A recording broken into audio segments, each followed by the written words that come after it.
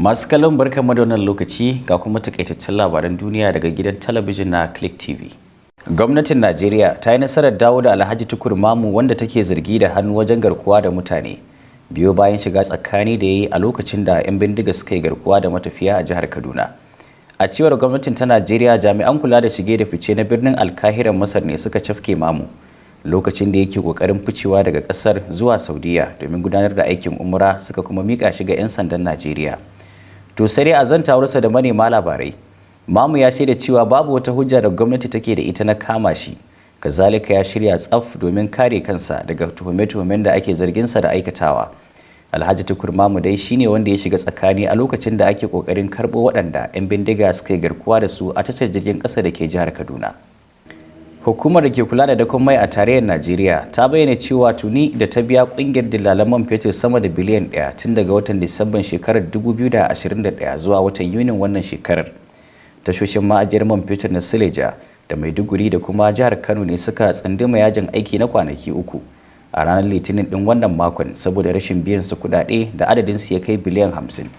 To sai dai NMDPRA ta ce tun a farkon wannan shekarar ta raba wa Ipman kuɗi sama da naira biliyan 103, sannan kuma a yanzu haka tana shirye-shiryen sake biyan su wasu kuɗaɗen da ƙungiyar ta Ipman da kuma kawo ƙarshen yajin aikin da ƙungiyoyin suka tsunduma.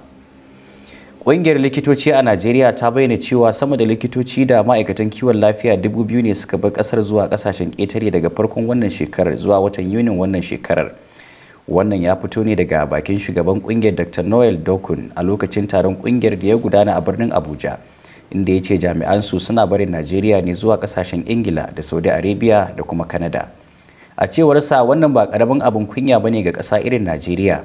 Yana mai bayyana takaicinsa kan irin sakacin gwamnati na nuna halin ko in kula akan sha'anin kiwon lafiya, wanda kuma shine dalilin da ya sanya jami'an su ficewa daga ƙasar.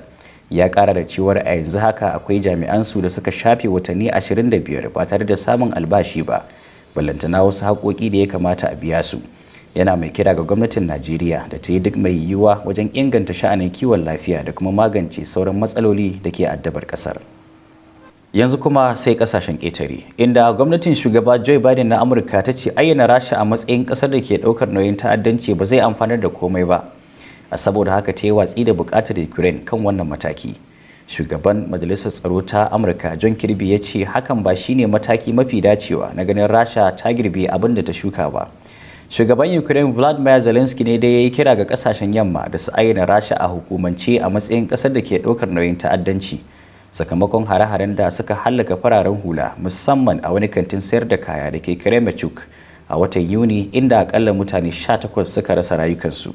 Sakataren Majalisar Ɗinkin Duniya Antonio Guterres ya yi kira ga Rasha da Ukraine su samar da wata da'ira da za a daina fada kusa da tashar makamashin nukiliyar Zaporizhia. Yanzu kuma sai fagen wasanni. Ƙungiyar ƙwallon ƙafa ta Chelsea ta kori mai horar da 'yan wasanta Thomas Tuchel, horar da ke zuwa bayan rashin nasarar ƙungiyar a hannun Dynamo Zagreb a ranar Talata ƙarƙashin gasar cin kofin zakarun Turai da ƙwallo ɗaya mai ban haushi. Sanarwar da kungiyar ta fitar ce ke tabbatar da korar kocin wanda ya nasarar ɗage mata kofin zakarun turai a kakar wasa ta 2021 da kuma kofin duniya na kungiyoyi a farkon shekarar nan. Tuchel ɗan Jamus mai shekaru 49 wanda ya horar da kungiyoyin ƙwallon ƙafa na Borussia Dortmund da PSG. Korar tashi na nuna cewa ya bar kungiyar cikin ƙasa da watanni 20 a bakin aiki. Sanarwar sallamar ta Tuchel da Chelsea ta wallafa a shafinta ta yaba da namijin kokarin da ya yi wa kungiyar, wadda ya karbi ragamarta a lokacin da take tsaka da mashashara. Gabaki ɗaya iyakacin takaitattun labaran duniyar kenan. Al-Mustapha Abdullahi Jaradi da na karanto nake cewar na barku lafiya.